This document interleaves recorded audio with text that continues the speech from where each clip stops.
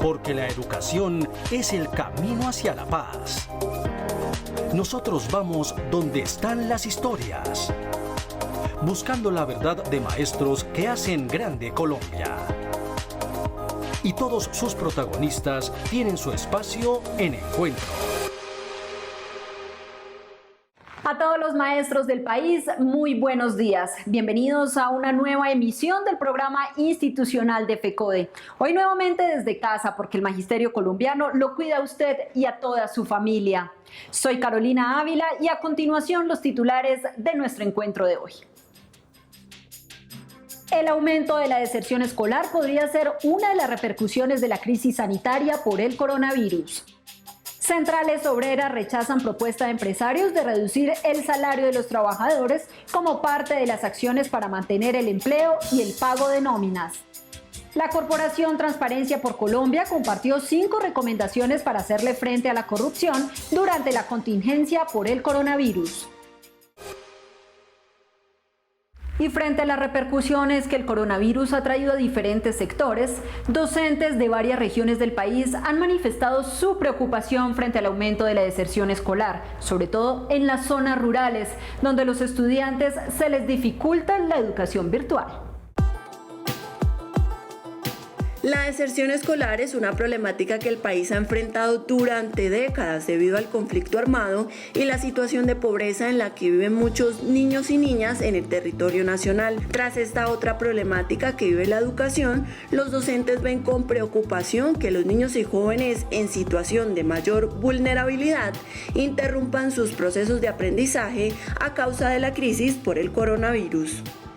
En el departamento del Caquetá las clases se iniciaron con la buena voluntad de los maestros, pero con una serie de dificultades y de no tener las condiciones necesarias. Naturalmente que esta experiencia ha sido una experiencia bastante compleja, donde ha desesperado a estudiantes, padres de familia, y que esperamos que esta situación no conduzca a que se presente deserción.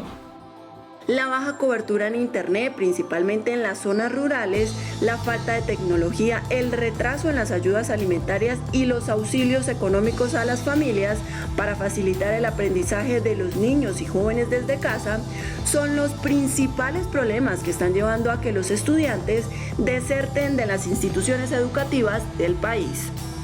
A la fecha no podríamos determinar una estadística del número de estudiantes desertados de la educación en nuestro departamento, pero presumimos que ante las grandes dificultades que nos ha generado esta pandemia universal por el COVID-19, esta se ha de presentar.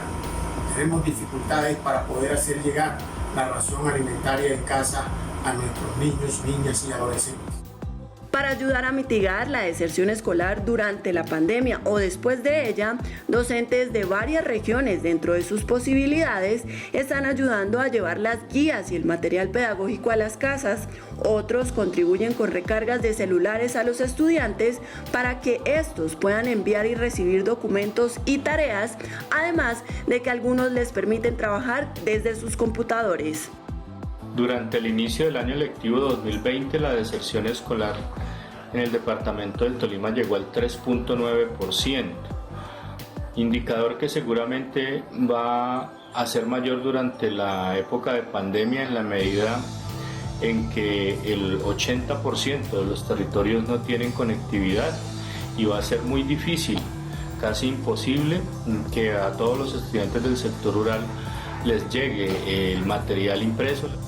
No se puede correr el riesgo de que cuando la crisis pase, miles de niños y niñas estén por fuera del sistema educativo, más aún cuando la interrupción de la normal escolarización afecta a escenarios como la salud, el desarrollo social y la seguridad de los estudiantes. Frente a esto, el llamado al gobierno nacional es a que garantice los recursos necesarios que permitan cerrar las 6 brechas que existen actualmente en la educación.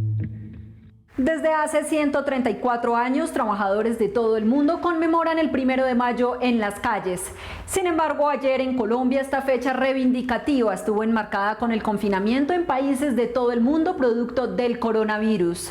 Actividades en las redes sociales fueron promovidas por la programación a cargo de las centrales obreras.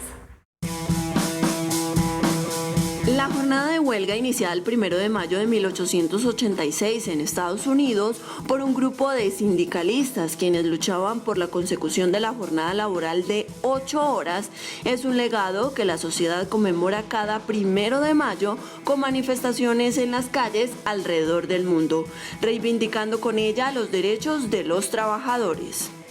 Para los trabajadores es muy importante la conmemoración del 1 de mayo. Por cuanto que el 1 de mayo significa la lucha de los 3 ochos. 8 horas de trabajo, 8 horas de descanso y 8 horas de estudio. En ese marco, nosotros en todo el mundo, los trabajadores, convocamos ese día marchas, movilizaciones. Sin embargo, tras la evidente situación de salubridad que atraviesa el mundo debido a la pandemia desatada por el coronavirus, esta vez las marchas a nivel nacional fueron reemplazadas con movilizaciones virtuales, transmisiones online, manifestaciones en redes sociales, cacerolazos desde las terrazas, un concierto virtual y la exhibición de banderas rojas en las ventanas de las casas, demostrando que aún desde el confinamiento la lucha persiste.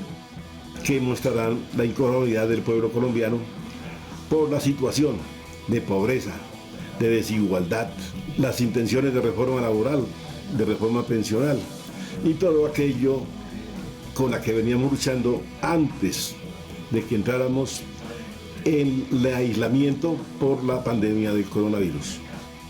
Esta atípica conmemoración que por primera vez en la historia del mundo se llevó a cabo desde las casas no fue un impedimento para que los trabajadores colombianos se manifestaran frente a varias de las medidas que ha venido adoptando el gobierno nacional en medio de la pandemia. La crisis política y social, el neoliberalismo, la defensa del medio ambiente por mejores condiciones salariales y laborales, pero sobre todo porque se reconozca que la riqueza de las naciones es producto del trabajo y no del capital. Como es habitual, los integrantes del Comité Ejecutivo tienen un espacio en encuentro. Así que es el momento para que la secretaria de Relaciones Internacionales, Luisa Fernanda Ospina, le hable al magisterio colombiano.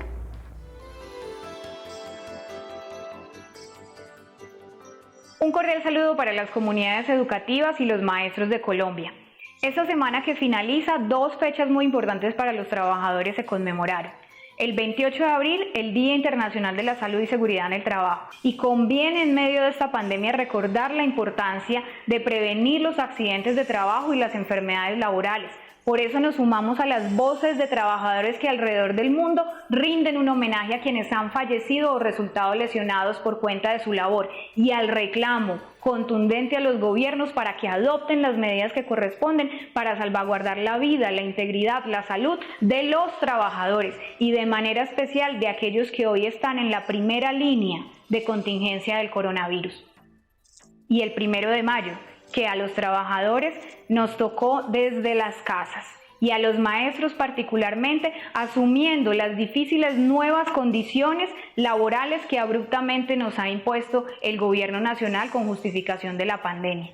La modificación del calendario académico, adelantando las vacaciones, adelantando las semanas institucionales y aunque quiso imponer la virtualidad, la realidad fue superior, demostrando que el 63% de nuestros estudiantes de instituciones educativas públicas no cuentan ni con computador ni con acceso a internet en sus hogares. Eso sin contar los más de 1.700 zonas rurales que hoy todavía en el país no cuentan con energía eléctrica. Los maestros han venido haciendo unos esfuerzos increíbles por llegar con contenido académico a sus estudiantes en medio de las más grandes dificultades. Para ellos todo nuestro reconocimiento y por supuesto los animamos a que mantengamos arriba las banderas por la defensa de la educación pública de calidad, democrática y al servicio del país para que cuando podamos volver a las calles sigamos reclamando mayor financiación para la educación pública. Un abrazo para todos. Frente a las propuestas de los empresarios de reducir salarios, cancelar vacaciones y eliminar días festivos para reactivar la economía del país, las centrales obreras mostraron su descontento frente a estas medidas que vulneran los derechos de los trabajadores colombianos. La inesperada crisis que trajo la pandemia del coronavirus sorprendió a todos los sectores de la sociedad sin un plan de contingencia para enfrentar esta situación sin tantas consecuencias negativas. En el país, las medidas adoptadas por el gobierno nacional no solo han afectado el escenario social, sino el económico, poniendo en jaque a muchas empresas, quienes bajo la excusa de no poder pagar nóminas, mantener el empleo y reactivar la economía, le han apostado a sacrificar el bolsillo ya empobrecido de los trabajadores. El gobierno de Iván Duque ha venido actuando de manera autoritaria. No ha concertado con las centrales obreras las diversas propuestas que hemos planteado los trabajadores para asumir este momento de crisis. Y sí se ha reunido con empresarios y gremios y con ellos ha concertado una serie de medidas para seguirlos privilegiando por encima del pueblo colombiano. En este sentido, propuestas como reducir los salarios hasta un 30%, trabajar días festivos y cancelar vacaciones, que deberían estar orientadas a garantizar el bienestar y los derechos de los trabajadores, solo están pensadas para beneficiar a los grandes empresarios y así recuperar la economía. Desde la Central Unitaria de Trabajadores CUT, rechazamos la propuesta de los gremios de disminuir los salarios de los trabajadores, así como cualquier tipo de acción que vulnere el derecho al trabajo. Creemos que se debe, por el contrario, hoy garantizar una renta básica universal a los trabajadores del país y se debe apropiar medidas que protejan el empleo, la pequeña y la mediana industria. Es importante insistir al Estado que así como se sienta y escucha las propuestas del sector empresarial, también se reúna con las organizaciones sindicales, quienes representan a los millones de trabajadores del país y son el verdadero pilar de la economía, porque no es vulnerando derechos laborales como los empresarios garantizan la supervivencia de sus compañías. Desde la declaratoria del estado de emergencia, Iván Duque ha expedido más de 90 decretos legislativos. Sin embargo, pese a que el Congreso de la República y la Corte Constitucional vienen ejerciendo control político y constitucional, será la entidad judicial quien decida si de estas 72 leyes se ajustan o no a la Carta Magna. Son varias las medidas que el gobierno nacional ha tenido que tomar para evitar la propagación del COVID-19.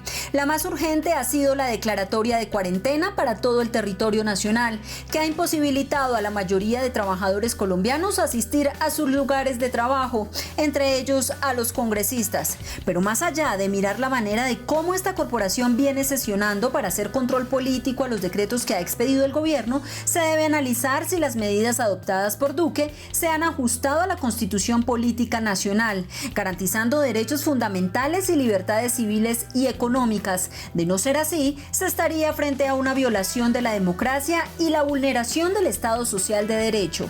El Congreso ha venido adelantando un control político de mayor o menor envergadura, y ello a pesar del hiperpresidencialismo que transcurre por estos días en Colombia. No se olviden, Colombia es un régimen presidencialista donde hay un gran peso del presidente y el ejecutivo en demérito del poder legislativo, inclusive judicial, y transcurren días de emergencia económica donde ese presidente tiene grandes facultades extraordinarias y en medio de ellos ha venido legislando en beneficio del capital. Adicionalmente, Duque no autorizó la reunión presencial del Congreso de la República, o mejor, la prohibió, porque no sacó una excepción con destino a ellos. En cambio, sí lo permitió para los transportistas, para los obreros, para los presos, para los humildes.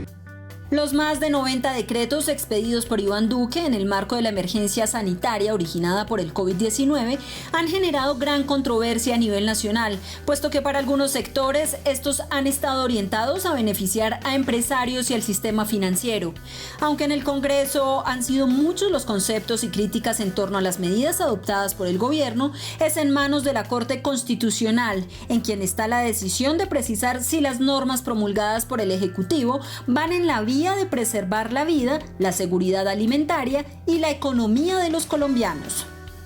Hasta ahora la Corte Constitucional ha venido desarrollando su función en cuanto a la emergencia decretada por causa del coronavirus. Todavía no se ha producido ningún fallo, esperaremos a que se produzcan las primeras sentencias para comentarlas. Y en cuanto al Congreso, pues hemos visto esa discusión que hay entre si se puede o no se puede acudir a sesiones virtuales. Algunos quieren que sean únicamente presenciales. Es de resaltar que en la actualidad un total de 72 decretos se encuentran bajo control automático de la Corte Constitucional, donde cada uno de los 9 magistrados han asumido 8 para su respectiva revisión de constitucionalidad. Pero de encontrarse que estas leyes son contrarias a nuestra Carta Magna, estas deberán ser eliminadas mediante la acción de simple nulidad y no entrarían a la vida jurídica.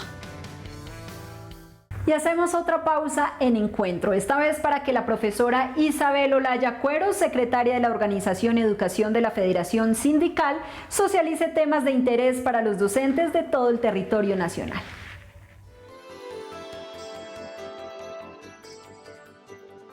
Un saludo sindical, combativo, un abrazo desde la distancia a los maestros y maestras de Colombia, a la comunidad educativa y al pueblo en general.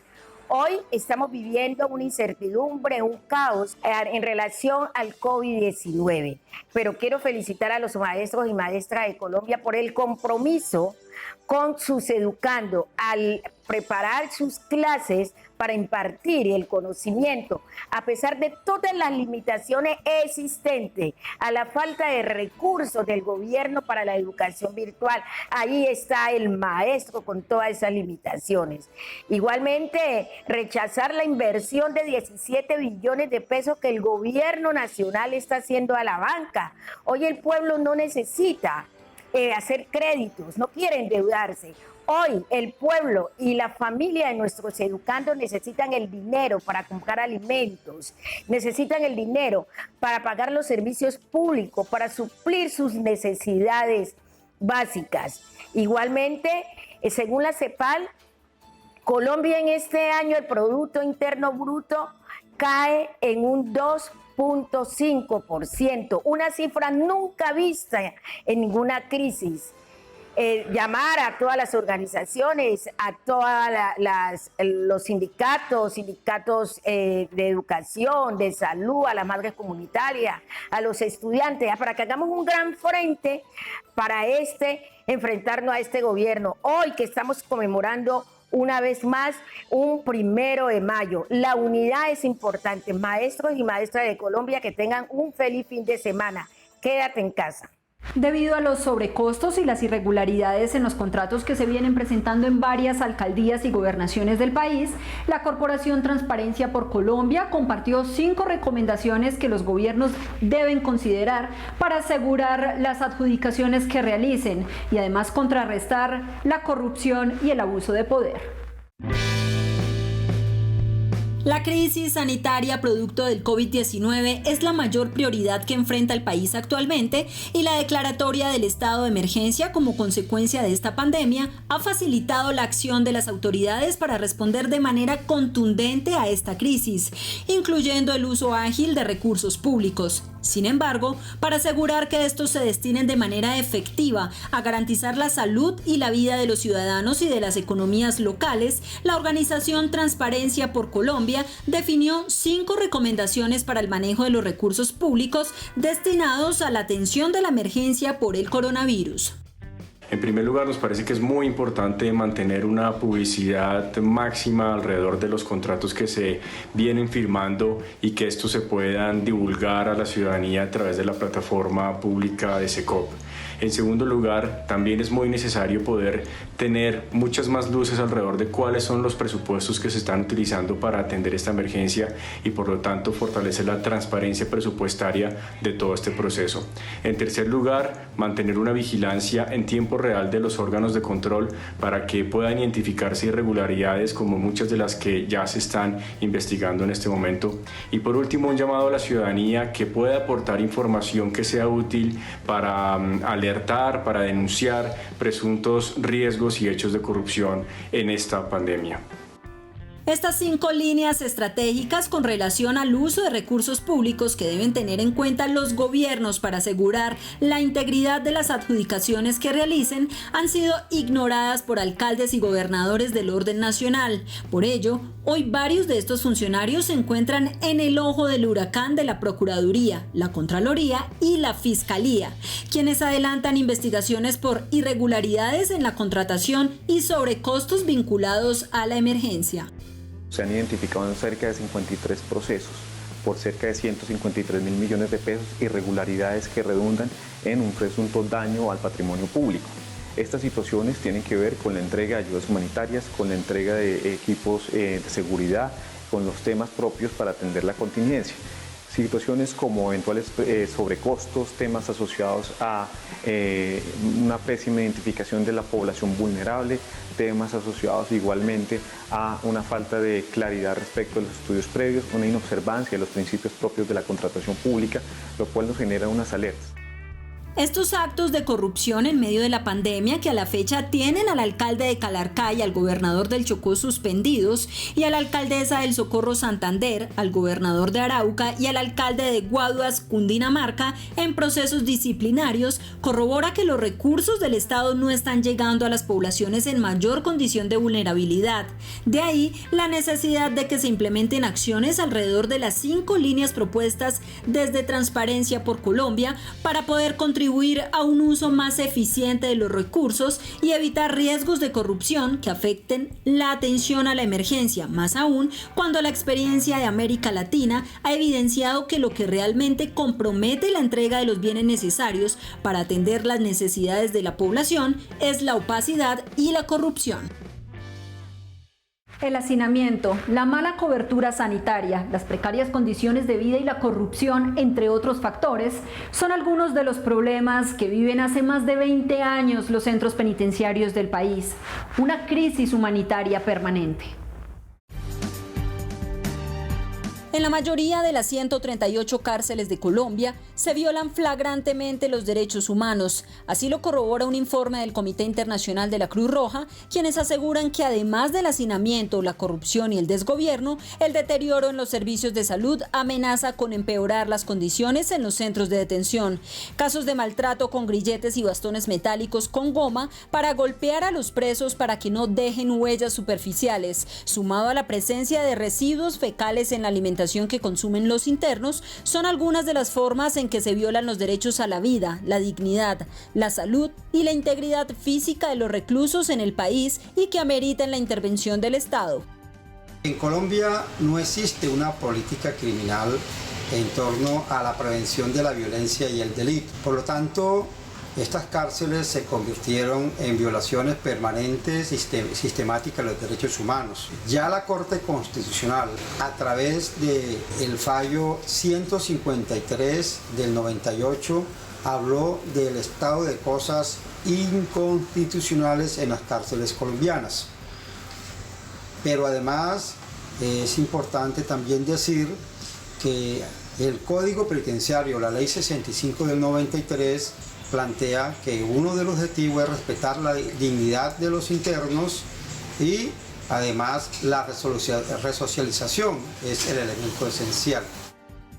Esta situación, que fue advertida por la Corte Constitucional en 1998, hoy, 22 años después, es aún más grave, porque el hacinamiento carcelario aumentó superando el 50%, ocasionando no solo la proliferación de enfermedades, sino que los reclusos habiten en los pasillos, en los patios o en los túneles de las tuberías o desagües, violentando también el derecho que tiene la población con características particulares como ancianos, discapacitados, indígenas, afrodescendientes, entre otros, a tener un pabellón propio como lo establece la ley. En ese sentido, creo que es importante que sigamos insistiendo, las organizaciones sociales de derechos humanos, el grupo de abogados que ha venido insistiendo en este tema, para que haya toda una presión a objeto que se tomen medidas de fondo. A pesar de la gravedad del asunto y de que en varias ocasiones el IMPEC ha declarado la emergencia carcelaria con base en la Ley 1709 de 2014. Esta se ha utilizado para buscar traslados presupuestales y conseguir contratación directa para continuar fomentando la corrupción a través de los PET. En este contexto, los internos seguirán potencialmente expuestos no solamente a la crisis que desde hace décadas se vive en los centros penitenciarios, sino a la emergencia sanitaria por cuenta del coronavirus y que ya deja más de un centenar de contagiados en varias cárceles del país. Y finalizamos nuestro programa de hoy con la editorial del presidente de la Federación Colombiana de Educadores, Nelson Javier Alarcón Suárez. Muy buenos días, un saludo cordial y fraternal a todas nuestras maestras y maestros que seguimos cumpliendo con la cuarentena y quedándonos en casa. Sectores inescrupulosos e irresponsables indilgan a FECODE de cosas que no corresponden a la realidad. Queremos aclarar que nosotros siempre hemos y seguiremos defendiendo la educación pública, administrada y financiada por el Estado. Y por eso estamos hoy en una gran exigencia, como lo es la reforma constitucional al Sistema General de Participaciones para incrementar real y progresivamente los recursos para salud, educación, servicios públicos y saneamiento básicos. Y seguiremos donde corresponda en la lucha para que esa reforma constitucional se pueda consolidar. Exigimos al Gobierno Nacional para que tome todas las medidas necesarias y contundentes para proteger la vida de todas y todos, proteger la vida de los maestros y maestras para quedarnos en casa, para seguir cumpliendo la cuarentena. Primero está la vida ante cualquier otras circunstancias. Por eso, maestros y maestras, hay que seguir en esa cuarentena y a la vez seguir rechazando esa política neoliberal, esa política que hoy pretende arrebatar los derechos de todos los trabajadores y del pueblo colombiano, pretende arrebatar la tranquilidad y la vida de los maestros y maestras, de los jóvenes, de los niños, de nuestros padres de familia. Exigimos también al Gobierno Nacional para que realmente implemente medidas contundentes para ayudar al pueblo colombiano. Hoy nuestro pueblo se está muriendo de hambre y este gobierno es indolente ante estas circunstancias. Indolente porque la inmensa mayoría de los recursos se ha prestado ¿para qué? Para la corrupción, para entregárselo a los grandes empresarios para que lo sigan administrando y se sigan enriqueciendo con ellos. Hoy, señor presidente, le decimos desde FECODE hay que generar verdaderas políticas para ayudar al pueblo colombiano. Hoy más que nunca se necesita la verdadera solidaridad para ayudar a quien más hoy lo necesita y lo requiere. Por eso, maestras y maestros desde FECODE hemos consolidado y constituido el Fondo de Solidaridad Humanitario para FECODE, para los maestros, para el sector de la salud, para los más vulnerables. Por eso los invitamos, compañeras y compañeros, para que aportemos voluntariamente un día de salario para ayudar hoy a todo el sector salud, a los maestros y maestras, tanto provisionales como maestros en propiedad que se han visto afectados por el COVID-19, pero también ayudar al pueblo colombiano que está en condiciones infrahumanas y que requieren un alimento. Por eso, más que nunca, debemos ser solidarios desde FECODE. Un feliz día para todas y todos. Y hasta aquí nuestro encuentro de hoy. No olviden que toda la información la pueden encontrar a través de nuestras redes sociales oficiales en Twitter, Facebook e Instagram. También a través de nuestra página web www.fecode.edu.co. Y no olviden visitar nuestro canal en YouTube, compartir y darle un like. La invitación para esta semana es a que continúen en sus casas siguiendo todas las recomendaciones preventivas para evitar el coronavirus. Nos vemos el próximo sábado a partir de las 7 de la mañana por Teleantioquia. Feliz día y feliz semana.